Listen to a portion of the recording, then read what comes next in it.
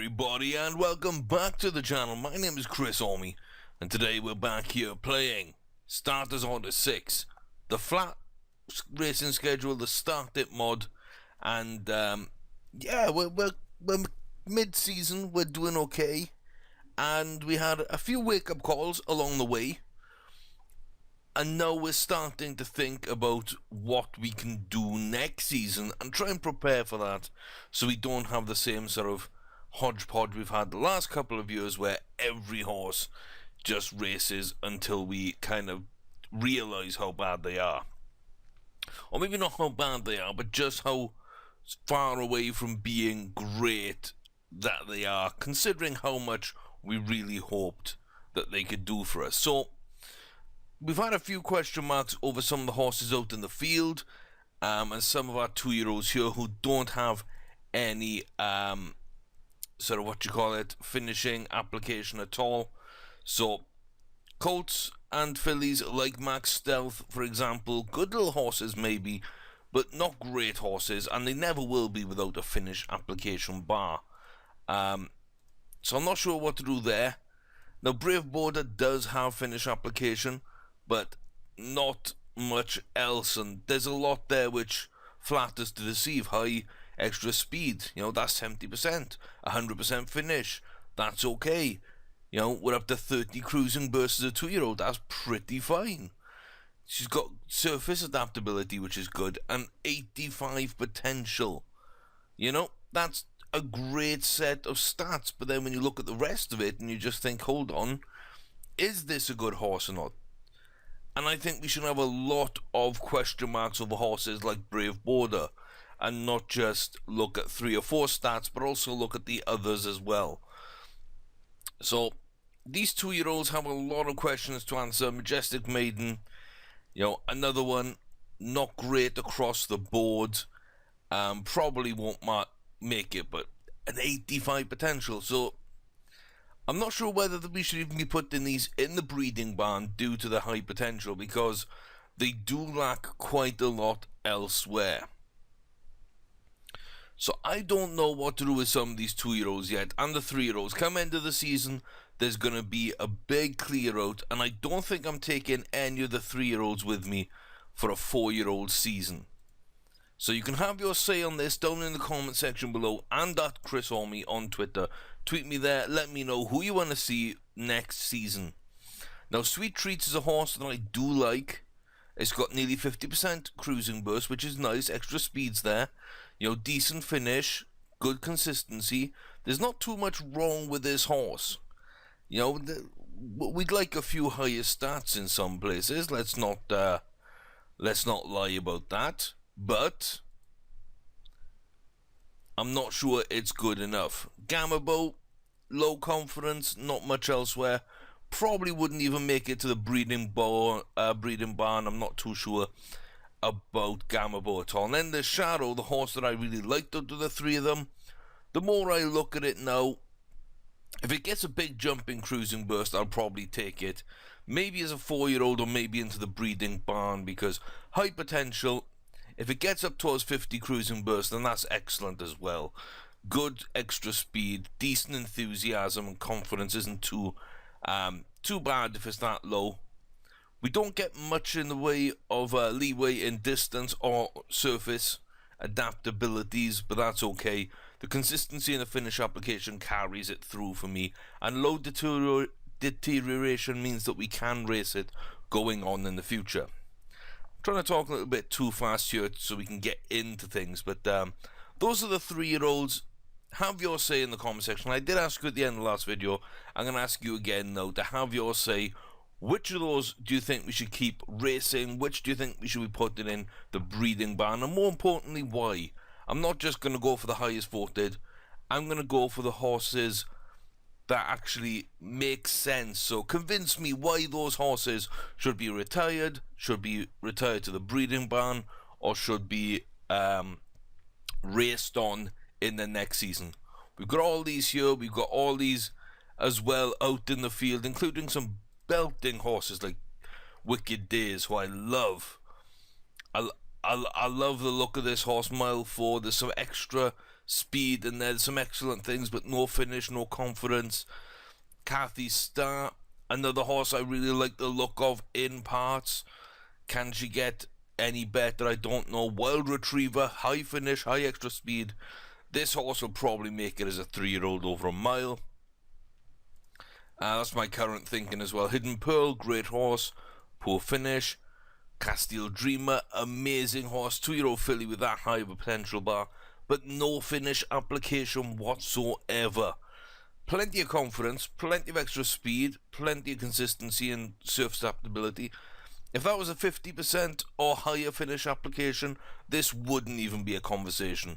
But sadly it is, so do we just breed her with another sprinter that's got great finish application? I don't know. It would be a shame to lose that horse. Cresting Queen, again, a couple of low numbers, but overall decent. Yeah, decent, I'd say. Mama's Pride, kind of middling across. Respectful there, kind of middling as well. Apart from a couple of bars on Rainby's, another no-finish horse. So, with that in mind, I have picked out races. I am going to keep racing these guys until the end of the season. We do also have all these yearlings to choose from when they come through. And depending on who we really want to keep from this year's crop and the 3-year-olds we've got, that will have an influence on what type of horses I look for out of the 2-year-olds. So if we're getting rid of the ones without finish application, then that carries over when we're picking up the 2-year-old horses, the new horses. Then, you know, they'll be judged on the same kind of criteria, and if they don't have finish application, then we'll be taking them out of the mix. So first race today, we're up and in it, the grade 2 with anticipation, the 110-yard final furlong of the 1-mile race. It's for 2-year-olds, it's raining, and Peach Pipe here is joint favourite with Balding Hassig, red with black hoops around it. Decent field, but we should win. Here is Saratoga. So the rain's going to be interesting to see how they settle in this race, and if that changes anything. Peach Pipe goes to the front. Great start with Casting Pearls, and now Taiba is coming up and taking over the lead. Down into fourth is King Mambo. Holiday Reading and Barling Hassig there, just at the back of the picture, is last but one. And Elysian is in the rear and detached a little bit already early in this race. This is, you know, not a long race. We're coming up now already to the back stretch. 5 furlongs from the finish. We're in between two horses, which means we could, you know, theoretically get blocked off. But it's the front two horses. There is a gap there for us to go through. We are in good position. Here comes Barling Hassig trying to come around the outside. And it looks like Casting Pearls and Holiday Reading as well, trying to keep us sort of from breaking to the outside, I guess. King Mambo on the inside is starting to make their move. We come under 3 furlongs. And it looks like Taiban now will surrender that lead in some spectacular fashion to Casting Pearls, who doesn't then kick on. We're all going to go for this, it seems. Peach Pipe not really in the mix, though. 1.5 furlongs to go. Do we have a late finish on our hands? I don't think so. It looks like Barling Hassig with a furlong to go. Well, here comes Peach Pipe. Maybe too late. Maybe not. Is there anything left in this tank? Not enough. Barling Hassig does win it. Joint favourites with Peach Pipe. They do go 1 and 2. But slightly disappointing opening race there in the rain. We did have a late finish, but not quite enough. Barling Hassig there was the premier horse in that race, it turned out. So, disputed lead, midfield halfway ran on. Looks like we were unsettled, plus the rain. I'll accept a second place in that rain. We do go up to a 106. But Peach Pipe can't win 2 in a row. Now, that's 4 races, and we could not win 2 in a row. And it looks like it was slightly too far. So, Peach Pipe is a 7 furlongs. That's another reason to accept that result there. Not too bad at all. Right, today as well, we've got some big races. Now, Superstar is flying out to Canada, to the Marquis Downs. And as you can see, we'll be going up against Apache Ridge, Manteca, Acadian, and Darling Smile. Now, we are the favourite. We are we're amongst the top rated, but we are the top weighted. We're the only graded horse in this race. So, that's going to be a big one. And then over at Saratoga, we've got Sweet Treats and Gamma Bow. Gamma Bow's in a grade 3, and Sweet Treats is in a grade 1. So, big day of racing, couple of graded races, and of course, this big feature race, the Sales Futurity. So, Superstar favourites, Apache Ridge, all in blue, Darling Smile, all in blue. Those are stablemates. And then you can see the other two horses, not really fancied, not top rated, not won anything. Apache Ridge is an unknown. It hasn't raced before. Darling Smile is 1 from 1 and carries a weight advantage of £6, which is considerable for the top rated horse. But we are on good form with our horse, and I'd like to think that can continue here. So let's see, can Superstar prove that they are indeed a superstar? Or will they come crashing back down to earth as we get off here? Bit of a late start from Manteca, but then goes straight out into the lead and clear by some. Wow, Apache Ridge, great start, falls off towards the back. Superstar now dropping with them. And Darling Smile and Acadian just heads in pictures at the moment. This is a very short race, let's not forget. So Manteca there, getting such a good lead could prove vital. We're coming up now to 4 furlongs as we crest this turn. Can we get something going here? At the moment we are out of picture, so let's just see. How far back are we? We're not too bad. Us and Apache Ridge are starting to make our moves now. 3 furlongs. We're both catching up either side of Acadian. Darling Smile now starting to make some inroads on Manteca. 2 furlongs to go. We're up into third. We're on the outside, and this dirt track is kicking up a little bit, but we want to make sure that we're in good position here. Coming up 1 furlong from the line. I expect us and Apache Ridge now to really try and come into this. Can we get it going? Darling Smile's going to fight here for the lead. We're not really catching up, and that's going to be another second place. Another slight disappointment. I really thought we were going to have that. But just as we made our move, Darling Smile kicked off as well. And yeah, we were a little bit too far back in the early race to catch up, because Darling Smile had the same pace on the line as we did. They had too much to do. We could have got it done. We didn't. Darling Smile becomes a 2 from 2 horse. No really excuses on that one. I think we were in the wrong position, but that should have been a win.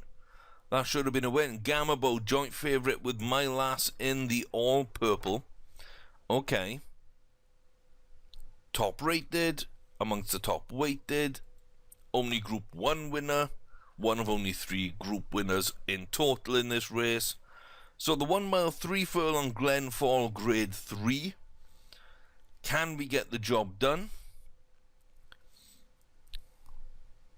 My Lass. Why do I know that? I don't know why. Connecticut, slightly familiar. Shouldn't be an issue, but My Lass could prevent us from winning today.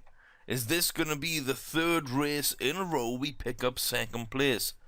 My Lass is out in front.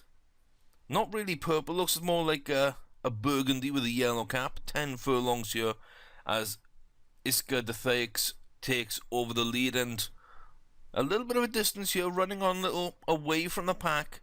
Connecticut up into 2nd with White Cat. Yeah, just behind My Lass, Lulu's Number, and then Gamma Bow at the rear of the field, which we should not worry about. Connecticut now trying to bridge that gap a little bit and leave the chasing pack behind. 8 furlongs to go. It looks like Iska de Theix is going to try and stay out, and have a little bit of a burst for the line, maybe try and steal this one from the front, but Connecticut is in great position not to allow them to get away easily. As for the four at the back, I got to assume they're all closers. I know Gamabo is, and they're best suited right now staying there, though Gamabo's going outside, inside, really not getting good track position where they want to be. Being penned in a little bit by Lulu's numbers. We come up to 5 furlongs left in this race, and it looks like My Lass and White Cat are probably going to be in her way as well. 4.5 furlongs. My Lass moving up now, round the outside of Connecticut, who's hot on the heels of Iska de Thykes. It looks like White Cat and Gamabo now almost side by side, and Lulu's number going really wide, trying to go around the outside of everybody with one last burst maybe. 3 furlongs to go, and here comes Gamabo. Gamabo now forces out wide and comes round the outside of My Lass as we crest this corner. Up into 3rd place, quickly chasing down Connecticut. Iska de Thykes has been in the lead this entire race. 1.5 furlongs left to go, still holds the lead. We come down to 1 furlong, and just about in the lead. Gives it up now to Gamabo though, and I don't think there's going to be a fight back from Iska de Thykes. The rest of this field not really anywhere close, and Gamabo finally wins our first race of the day. It's our first race win of the day. Absolutely fantastic. I fully expected it to win. Gamabo was on distance and a couple of grades below where it should have been, to be fair. So I don't expect that race to go up. I almost expected it to go down for a grade 3. But a good win there for Gamabo. I'm very, very happy with that. Gets us back in the mix. And we've got our last race of the day, I believe. Sweet Treats here. Not the favourites. Not amongst them either, which slightly worries me. Cranamo Boy, Beneficial, Patrick Slew, all ahead in the betting. Lee's Anthem, the same 10-1 as our horse. And Mandarin Marsh, 11-1, just behind. So top rated is Cranamo Boy, who should be favourite. Look at that record. And Sweet Treats alongside them as the top. We do have a 6-pound advantage over the entire field apart from Kakapuka. So I'm hoping that comes into play.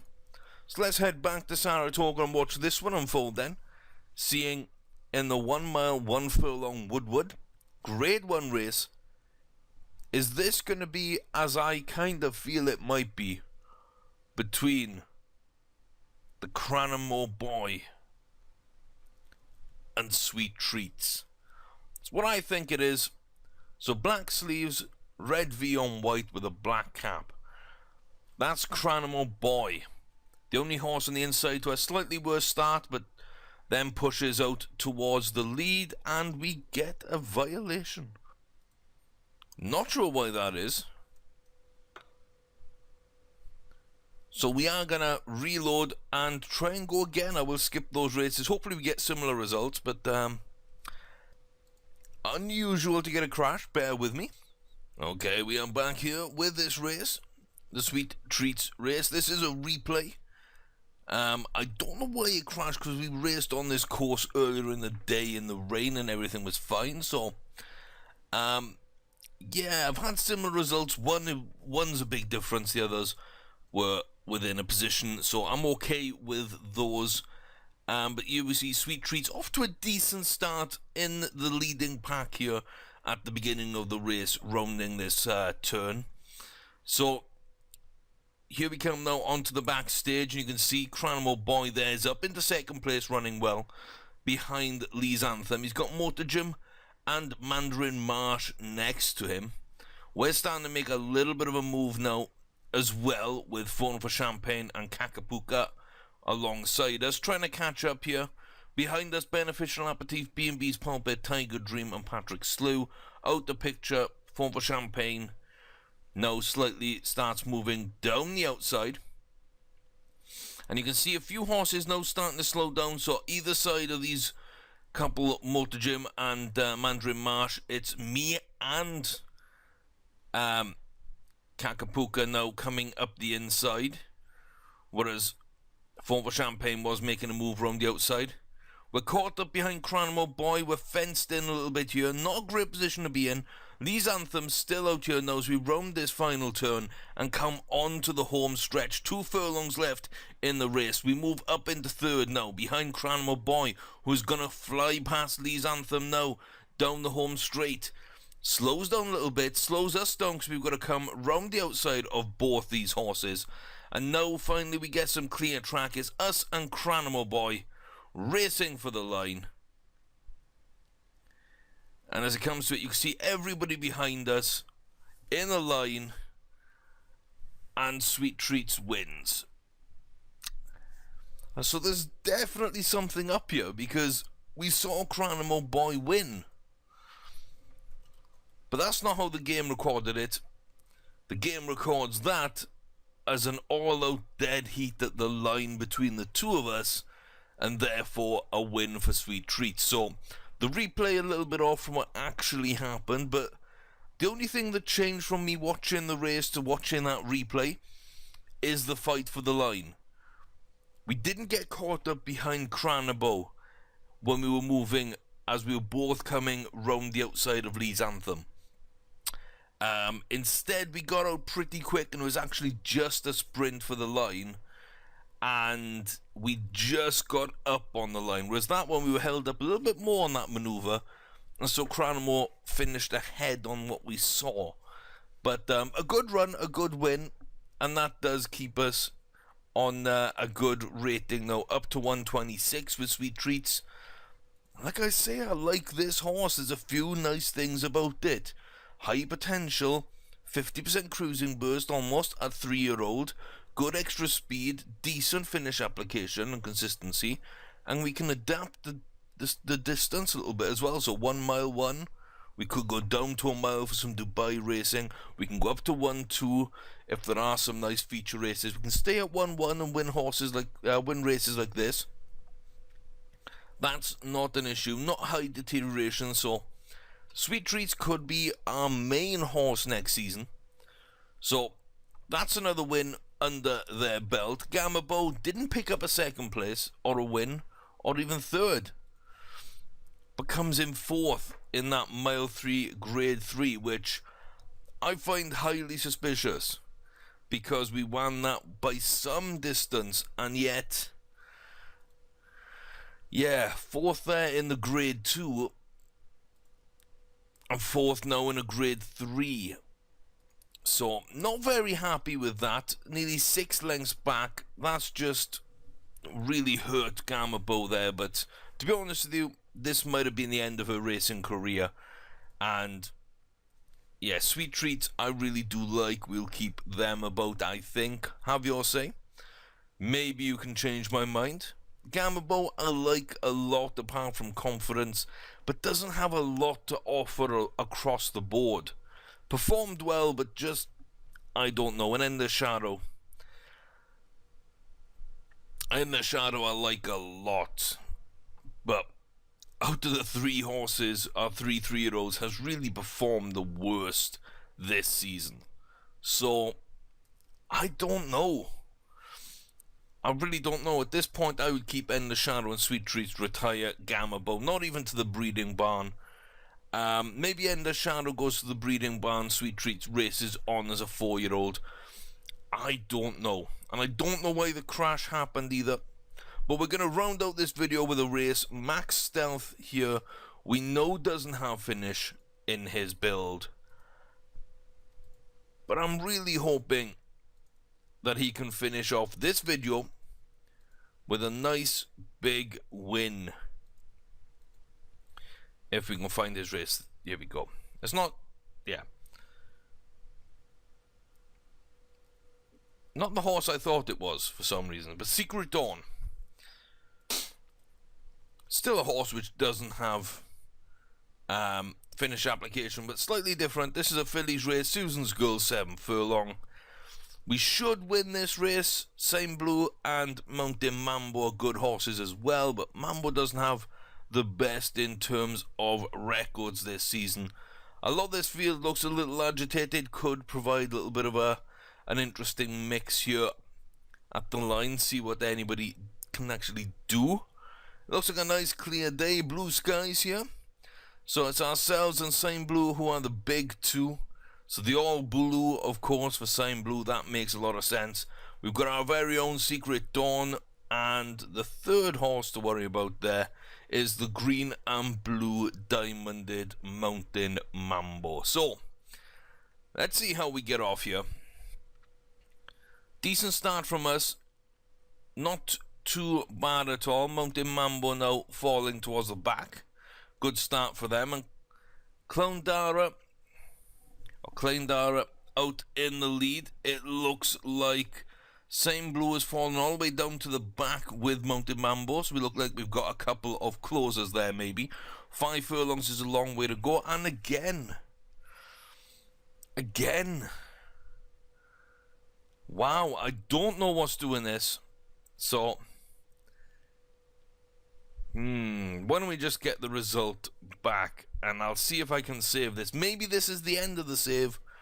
Maybe I just skip races through until the end of the season, export a lot of the ones that I want to keep to the transfer file, and we'll see from there. I don't know. A little bit of a weird one, but okay, we'll roll with it if we have to. But let me go see if we can't get around this some way. Perhaps it's time for an update, because this is a little bit of out of date, both game and mod, so perhaps it is time for that. Perhaps it's time for a new save in this. Again, have your say on that. Do you want to see what these horses can do, or, you know, is the heyday of this save done and dusted? Was that Stealthy Lioness and Starboard Princess, was that the heyday? And now anything else kind of falling off? Are you enjoying it or not? Let me know. But I'm actually going to try and fix this off camera. We will catch up, and if I get it fixed, we will run with Secret Dawn next video. It should be a win. We've got horses picked out for the others. So, for the other races. So, let me know in the comment section below at Chris Homie if you are at all new around here and this is something you're enjoying the content despite these errors. Then please do consider subscribing to the channel. Go look at my other videos I have online in playlists at the moment. Should make it easy for you to find. There's some Football Manager, some Starters Orders, and there's some Franchise Hockey Manager. Other games available on request if I've got the moment to play them. So feel free to suggest. There's no harm in that whatsoever. So let me know, guys. Click the thumbs up, like the video if you have enjoyed. I'll see you back here next time, hopefully with a working Starters Order 6, and we can get either Rascalicious Farms done with and remade, or carry on this save and see what these young horses and the next crop can actually do. Until then, thanks for coming along. I've been Chris Homie, and y'all take care.